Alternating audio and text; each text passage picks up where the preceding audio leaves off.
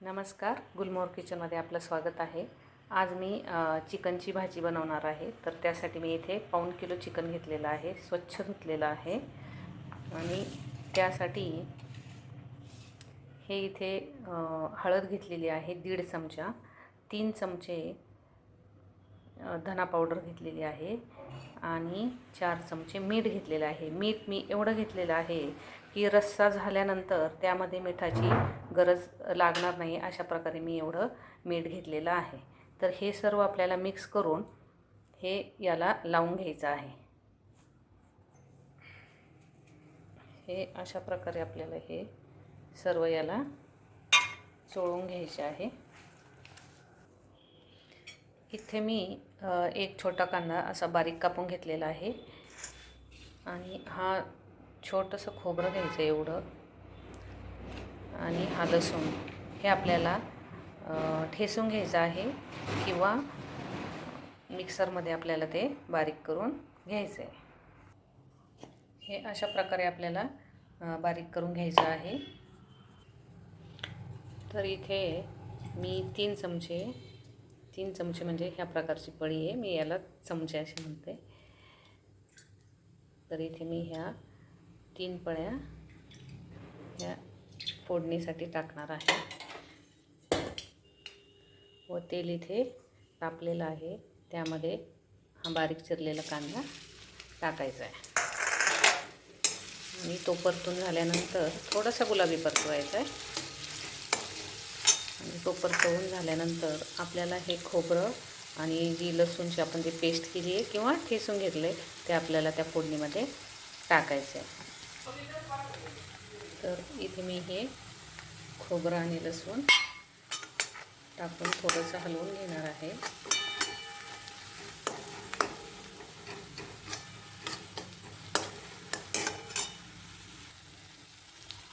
त्यानंतर आता हे जे चिकन आहे ते मी जास्त वेळ मॅरिनेट केलेलं नाही आहे, कारण मी झटपट लगेच ते शिजवून घेणार आहे, त्याच्यामुळे मी मॅरिनेट केलेलं नाही आहे। 10 मिनिटच ठेवलं होतं फक्त। आता हे हलवून घ्यायचं आहे आपल्याला आणि त्यावर एक ताट ठेवून द्यायचं आहे आणि त्या ताटावर आपल्याला पाणी टाकायचं आहे। यावर हे मी ताट ठेवणार आहे आणि त्यावर अर्धा ग्लास पाणी ओतणार आहे।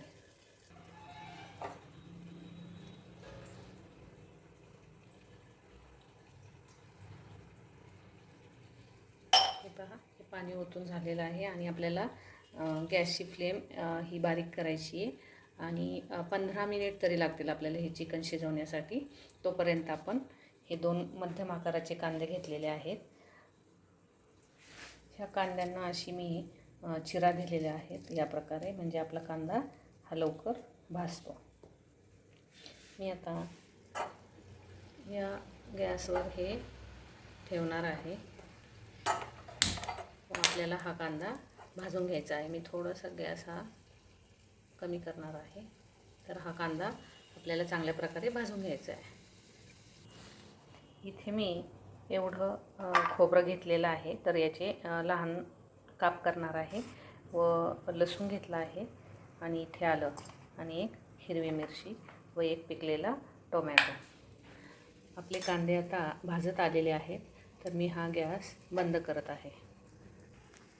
इथे मी आता हे खोबरं भाजून घेणार आहे, फक्त खोबरंच भाजून घेणार आहे, बाकीचे आपल्याला तसंच ठेवायचं आहे। थोडंसं गुलाबी करायचं,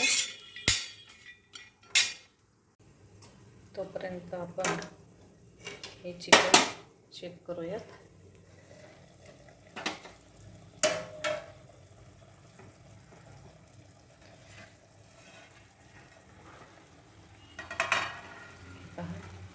या प्रकारे याला याच्या अंगचंच असं पाणी सुटलेलं आहे व एकदम याला हलवून देणार आहे आणि परत हे झाकण यावर ठेवणार आहे।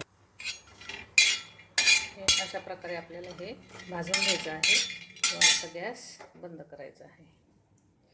आता मी सुरुवातीला हे जे खोबरं आहे, हे खोबरं, आलं, लसूण आणि ही हिरवी मिरची आणि कोथिंबीर हे सर्व मिक्सरला बारीक करून घेणार आहे. यामध्ये मी थोडंसं पाणी टाकलं आहे आणि आपल्याला एकदम याची बारीक पेस्ट करायची आहे.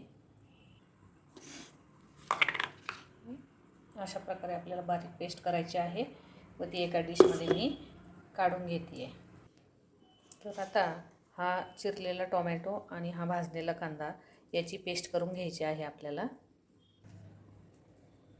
कांदा टोमॅटोची पेस्ट आपली रेडी.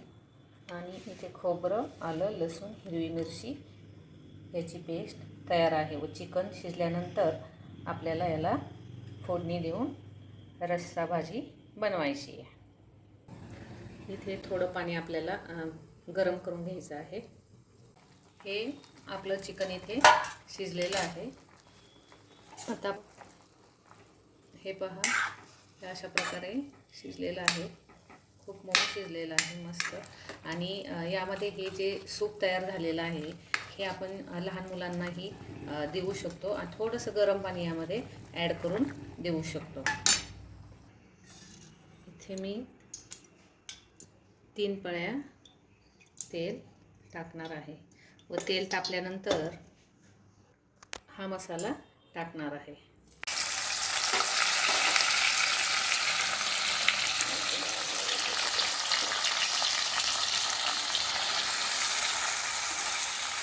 हे चांगलं परतवून घ्यायचं आहे आणि आता आपल्याला यामध्ये मसाले ॲड करायचे आहेत. 1 चमचा लाल तिखट, कोल्हापुरी चिकन मसाला आणि अर्धा चमचा घरी केलेला मसाला हा मी यामध्ये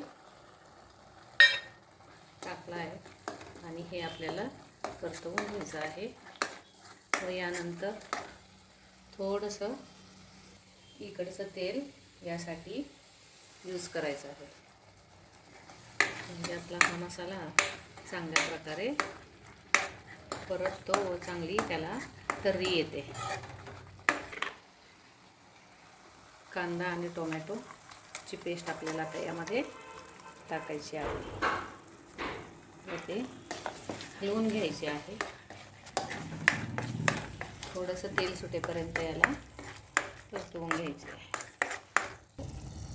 हे पहा, इथे असं तेल सुटायला लागलेलं आहे व आता आपल्याला यामध्ये शिजलेलं चिकन टाकायचं आहे.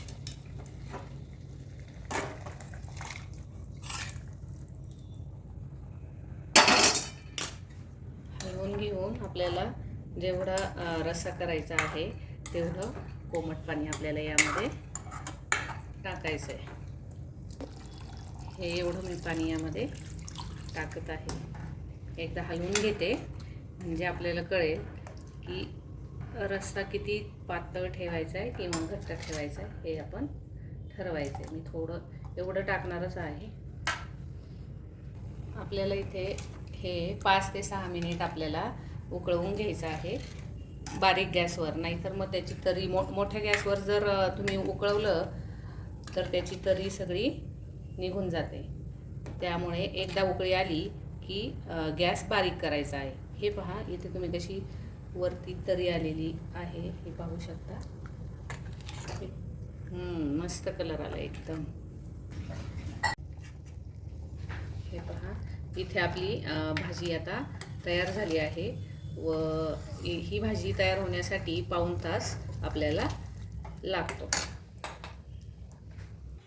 तुम्ही पाहू शकता की इथे किती छान तर्री आलेली आहे. हे पहा, ही भाजी तुम्ही भातासोबत, बाजरीच्या ज्वारीच्या भाकरीसोबत किंवा पोळीसोबत खाऊ शकता. जर तुम्हाला हा व्हिडिओ आवडला असेल तर लाईक करायला, सबस्क्राईब करायला आणि कमेंट करायला विसरू नका.